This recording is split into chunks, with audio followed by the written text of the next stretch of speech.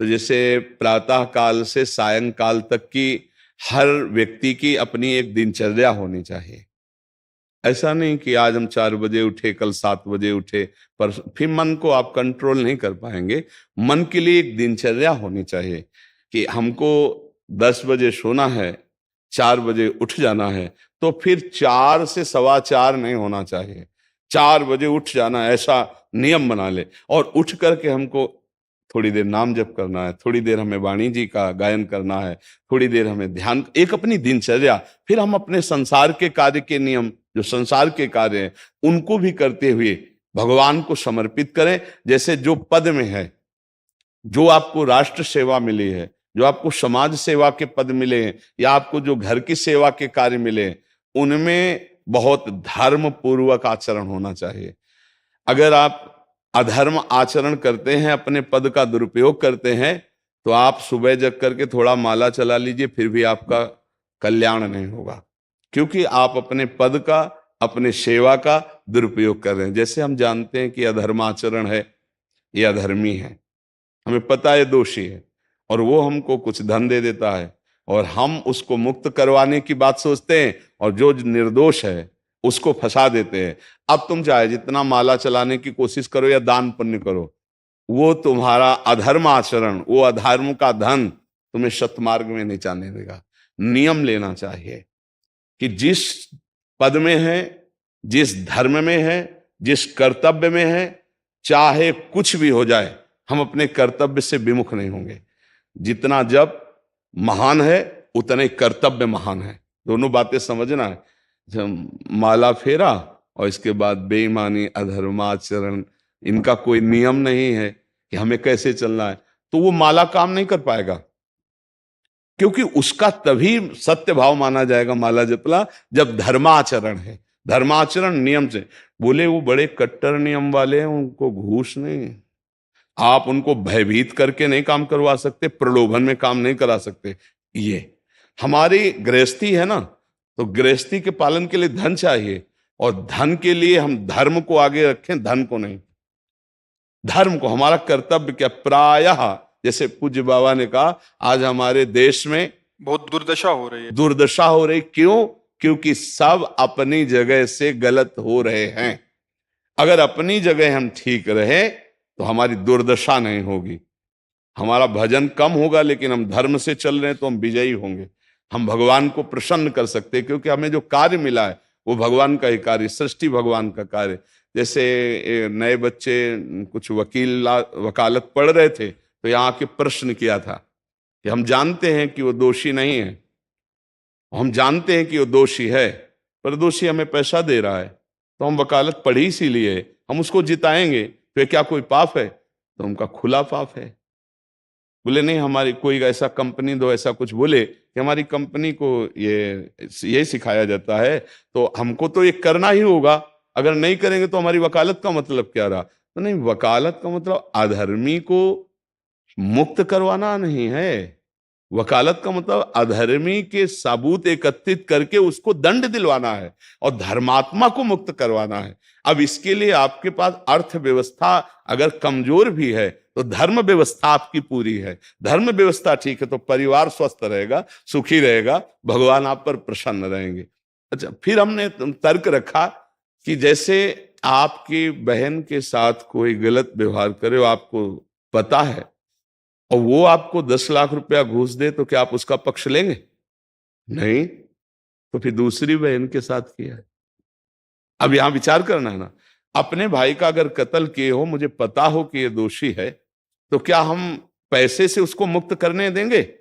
लगेगा कि जान की बाजी लगा देंगे, और तुम्हें हम, ऐसे ही एक गरीब आदमी की किसी ने हत्या की, तो आपका पक्ष बनता है। पर यह ज्ञान कहां मिलेगा? बिना अध्यात्म के ये ज्ञान तो मिलेगा नहीं। ज्ञान तो इस बात का मिला कि कैसे पैसा कमाया जाए। अच्छा, वो पैसा यदि अधर्म से आया है तो आपकी दुर्दशा कर देगा, आपकी बुद्धि भ्रष्ट कर देगा। तो जो बाबा कह रहे हैं कि आज हमारे समाज की बड़ी दुर्दशा हो रही, उसका कारण यही है कि हमें अध्यात्म का ज्ञान नहीं, हमें धर्म का ज्ञान नहीं, और बड़ी बड़ी गलतियां हो जाती है। बिल्कुल पता है आदमी निर्दोष है, और हम धन के प्रभाव से उसको दंड दे देते हैं। वो दंडा भगवान जब आपको पलट कर देंगे तो तो आप सह नहीं पाओगे, उसका परिणाम बहुत बुरा होता है। तो इसलिए समाज को चाहिए अपने अपने कर्तव्य का पालन करते हुए एक नियमावली बना ले। जैसे कुछ दुकानों का नियम होता है कि वहां फिक्स रेट होता है, नहीं होता?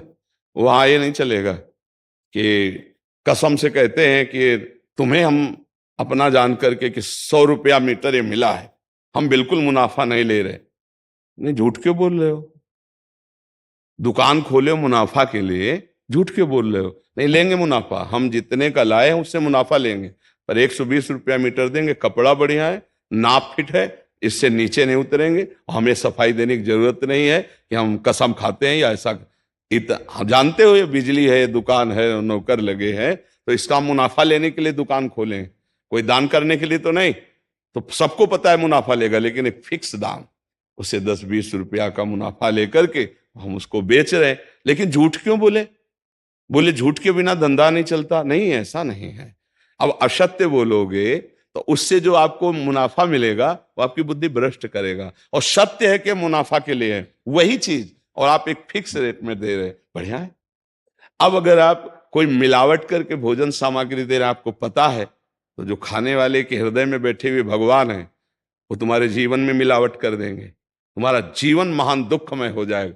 ये कहां समझा जाता है? एक आदमी सिंथेटिक दूध बना रहा है, उससे कहो ये अपने बच्चे को पिला, नहीं पिलाएगा। फिर ये दूसरे का बच्चा जब पिएगा तो उसकी हालत क्या होगी? दूसरे शरीर में जाएगा तो हालत क्या होगी? वो केवल धन की बुद्धि रखता है। एक आदमी घी में केमिकल मिला रहा है, एक ऐसे अभक्ष्य पदार्थ मिला है, वो स्वयं नहीं खाएगा, लेकिन वो होटलों में भेजा जाएगा, हजारों लाखों लोग खाएंगे, बीमारी बढ़ेगी, उसको रुपया से मतलब है। ये चीज, ये दुर्दशा हर जगह धर्म का ज्ञान न होने के कारण फैल रही, नहीं फैल रही। एक मरीज बीमार है, असली दवाओं में पैसे ज्यादा है, नकली दवा लेकर के असली के दाम में बेच देना, उसको बिल्कुल फायदा ना होना। लेकिन परमात्मा देख रहा है, तुम जानते हो नकली दवा है, वो तो नहीं जानता बेचारा, ज्यादा पढ़े लिखे नहीं, किसान आदमी गांव का आया है, तुमने दे दिया, और उसने पैसा दिया असली के। अब वो पैसा तुम्हारी बुद्धि भ्रष्ट करेगा, तुम्हारे परिवार में कलह पैदा करेगा और तुम्हारा पतन कर देगा।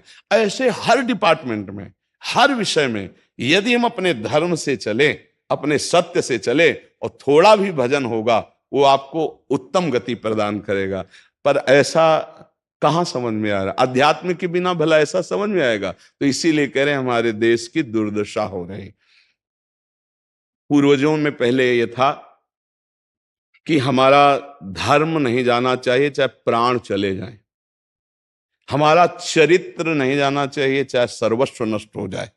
आज इसकी कोई परवाह नहीं, तो उसी से बुद्धि भ्रष्ट हो जाती है, जीवन एक पशुवत आचरण वाला हो जाता है, और वो अपने को बड़ा सुखी समझने लगते हैं कि हमारे पास बड़ा वैभव है। लेकिन प्यारे, उस दिन को याद करो जिस दिन तुम्हारा आखिरी समय होगा, ना तुम्हारा फार्म हाउस जाएगा, ना महल तुम्हारा जाएगा, ना बैंक बैलेंस जाएगा, ना कोई व्यक्ति, और ना ये शरीर। अब तुम्हारे कर्म तुमको भोगवाएंगे। उस समय की कौन याद करता है? अगर उस समय की याद हो तो भय लग जाए कि नहीं नहीं, पाप नहीं करूंगा, क्योंकि जाना है यहां से। अच्छा, कब जाना कुछ पता नहीं, किसी भी समय ट्रांसफर हो सकता है इस शरीर से। तो हमें लगता है कि महापुरुषों के जो वचन हैं कि हमें एक नियम से जीवन जीना चाहिए, धर्म पूर्वक जीवन जीना चाहिए, अपने कर्तव्य का पालन करना चाहिए। जो हमारे लिए कर्तव्य, आज प्रायः धन प्रधान बुद्धि होने के कारण कर्तव्य स्वाहा हो रहा है। एक विद्यालय में विद्यार्थी के लिए जो गुरु पद में बैठा, उसका क्या कर्तव्य है? वो अपने कर्तव्य को भूला हुआ है। भला छोटे छोटे विद्यार्थियों को, जिनकी नींव पूरे राष्ट्र सेवा में, समाज सेवा में ये बन सकते हैं, अगर उनको हम सही शिक्षा नहीं दी तो उनका पूरा जीवन बर्बाद हो जाएगा। अगर उनको हम गलत सपोर्ट कर दिए तो उनका पूरा जीवन बर्बाद, क्योंकि नया जीवन है। और जगह जगह अपने अपने कर्तव्यों का यदि पालन किया जाए तो पूरा समाज सुखी हो जाए। लेकिन कर्तव्यहीनता आ रही, कोई अपने कर्तव्य को नहीं समझ रहा है। तो यही बात महापुरुष जनों को दुख लगता है कि अगर सब अपने कर्तव्य का पालन करें, धर्म का पालन करें, भगवान का नाम जप करें, तो सब सुखी हो जाए। सुख सब चाहते हैं और आचरण दुख वाले करते, इसीलिए सुख नहीं मिल रहा है, परिणाम में हमें दुख मिल रहा है। सच्ची मानना, वो रुपया पूरे परिवार में अशांति पैदा कर देगा। और धर्म पूर्वक 100 रुपया लाओगे और 4-5 परिवार के बैठ के नमक रोटी खाओगे, आनंद से सोओगे, बड़ा प्यार रहेगा, भगवान की कृपा रहेगी। पर ये बात समझ में नहीं आती है। तो ये वृत्ति अगर छोड़ी ना जाएगी तो कुछ भी कर लो, कहीं भी दान पुण्य कर लो, लाभ नहीं मिलेगा। अगर दान देने की बात कही गई है तो धर्म पूर्वक कमाए हुए धन से। अगर आप मेहनत से कमाए हो ना, 10 रुपया दे दोगे ना, तो 10 रुपये का वो आटा लाके अगर 2 रोटी खाएगा तो खूब वजन होगा। वो आप 1 लाख रुपया बेईमानी कर रख दोगे ना, तो बैठे बैठे वो गंदा ही सोचेगा, वजन नहीं होगा। उसका गंदा सोचना और आपका गंदा करना दोनों मिल करके, उसके कारण भी तो आप बने ना, तो आपका ही पतन हो जाएगा। उसको तो भगवान बचा लेंगे क्योंकि भगवान की शरण में है। तो मुझे लगता है अधर्म के धन से कभी किसी को लाभ नहीं मिलता। तो अपने कर्तव्य का पालन करते हुए यदि नाम जप किया जाए तो बहुत जल्दी हमको लाभ प्राप्त हो जाए। बहुत सुंदर मतलब ये चर्चा होती है। अगर आप लोग इसको धारण कर लें तो निहाल हो जाएंगे। सच्ची कह रहे, ये जो बातें हैं ये बहुत सुंदर जीवन को पुष्ट करने वाली हैं, पर आप धारण कर लें तो बात है। नहीं नहीं तो जैसे लाभ दिखाई दे रहा 50,000, तो ये बातें भूल जाओगे, ये बातें अच्छी नहीं लगेंगी। हे यार, बहुत बढ़िया काम घर में आएगा, पर हमारी ये बात ध्यान रखना, वो 50,000 घर में अशांति पैदा कर देगा। सच्ची मानना, आप धर्म से चलना, धर्म से चलोगे तो भगवान तुम्हारी रक्षा में रहेंगे। अधर्माचरण, देखो कैसी कैसी घटनाएं होती हैं। बढ़िया कार है, फिल्मी गाना लगाए चल रहे हैं, और वो एक्सीडेंट हुआ, आग लग गई, बाहर निकल ही नहीं पाए, वो अंदर ही जल गए। क्या हुआ? ये करोड़ों रुपए की कार भूंज दिया तुमको अंदर ही बैठाल के, धू धू करके आग लग गई, अंदर जल। ऐसे जलना चाहते हो या भगवान के आनंद में चिंतन करके शरीर छोटे हो फिर दाह संस्कार हो ऐसे कि सब लोग भगवान के नाम का कीर्तन करते ही जा रहे, फिर आपका अंतिम संस्कार वहां जीवित जल गए? क्या हो सकता है? एक एक पल तुम्हारे कर्म का हिसाब होगा, एक एक सेकंड का।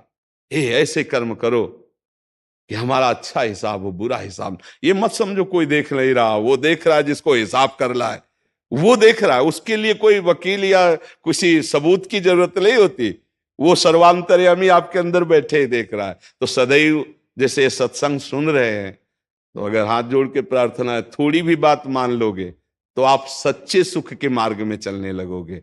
नहीं तो भाई बहुत गंदी हवा चल रही है, माया की बहुत गंदगी ऐसी फैल रही, कलिकाल है ना, कि ये बातें किसी को पसंद नहीं आती। वो बात बताओ कि हम कितना रुपया कमा ले, कैसे कितने भोग भोग ले, और वो अध्यात्म में नहीं है। आपको सच धोखे में मत रहना, अध्यात्म में है। जितना आप धर्म से चलोगे उतना सुखी होगे, और लोक में है जितना धन मिल जाएगा उतना सुखी माना जाएगा। लेकिन वो सुख नहीं है, वो चंद मिनट के लिए हाइलोजन की तरह जलेगा, फ्यूज हो जाएगा। और धर्मात्मा दीपक की तरह जलेगा, पर बहुत काल तक चलता रहेगा। इन बातों का चिंतन कीजिए, खूब नाम जप कीजिए और भगवान के भरोसे रहिए, गंदे आचरण मत कीजिए।